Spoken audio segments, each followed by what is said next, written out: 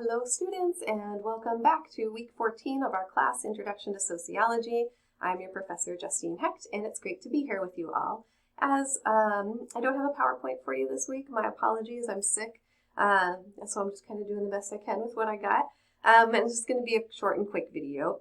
Most of what you're going to need is in your textbook and in the learning materials for Module 14. So at this point, you all definitely get the drill here. You see how it works.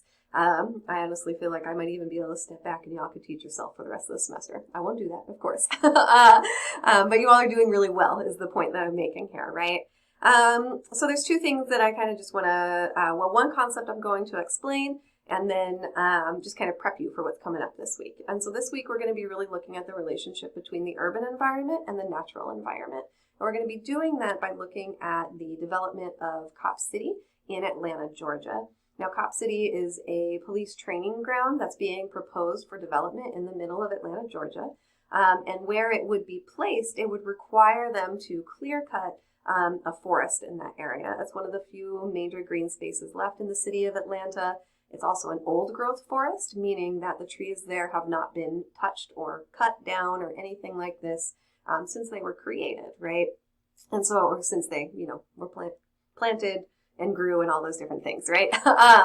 And so there's a lot of concern about what cutting down those trees and clear cutting that forest would mean for the natural environment, both in terms of things like water pollution, air quality, climate change, animal species and plant species that make their homes in these spaces, right? Folks are also concerned about the way that community money is being spent on increased policing rather than on community support, such as affordable housing, quality education, quality healthcare, so on and so forth. And there has been an ongoing protest within Cop City since its development, right? Some of this protest has included a lot of direct action in which protesters have actually set up camps within the forest to prevent developers coming in and bulldozing the forest. We also know that the people of the city have overwhelmingly stated that they do not want Cop City here. They want to save the old growth forest and keep their green spaces.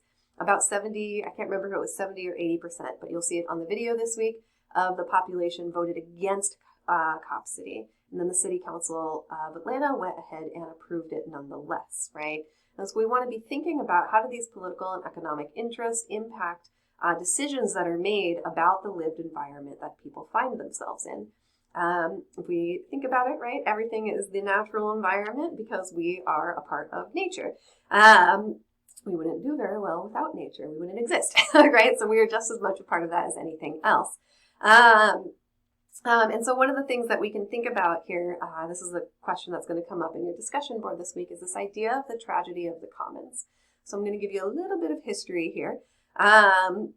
So back in the 1500s, 1600s, early 1700s, within Europe, we used to have what was called the common land, and these were feudal societies, and so we have peasant farmers and kings and queens. Think of Game of Thrones, right? All of that kind of good stuff.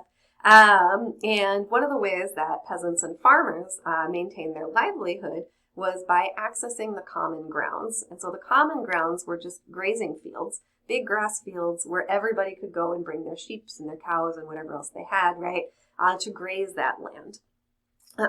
This provided for their livelihood, right, in terms of being able to provide something that they could sell, through the meat or the wool from the sheep or whatever it might be, a way for them to pay their taxes, as well as a way for folks to what was the other word I was going to look for? Oh, take care of themselves, right?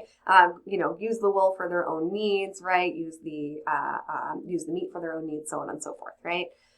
And so in about the 1500s, 1600s-ish, depending on where you're looking in Europe, we start to see this process of enclosure in which the common lands are no longer open to the public. They're no longer common. They start to become privately held.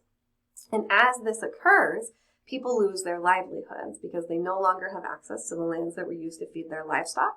So they can no longer take care of their livestock, no longer reap the financial benefits from the livestock, so on and so forth.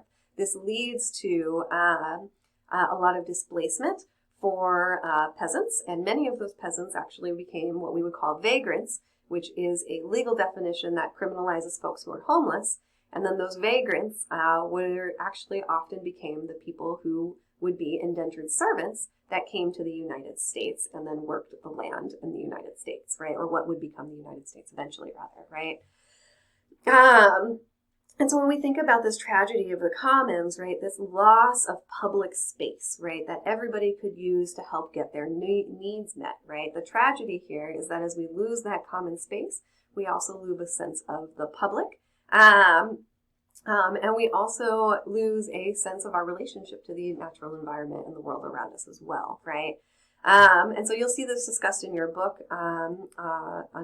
in chapter 20. Right, and they really focus in on the way that this impacted the land and the people in these spaces, right? And so what we're going to do this week is we're going to take this idea of the tragedy of the commons and apply it to, and see if we can apply it to what's happening with Cop City in Atlanta. So definitely make sure you're paying close attention to your textbook this week. You also have a video to watch that's about 15 minutes long that will tell you a little bit about the history and the ongoing struggle against Cop City.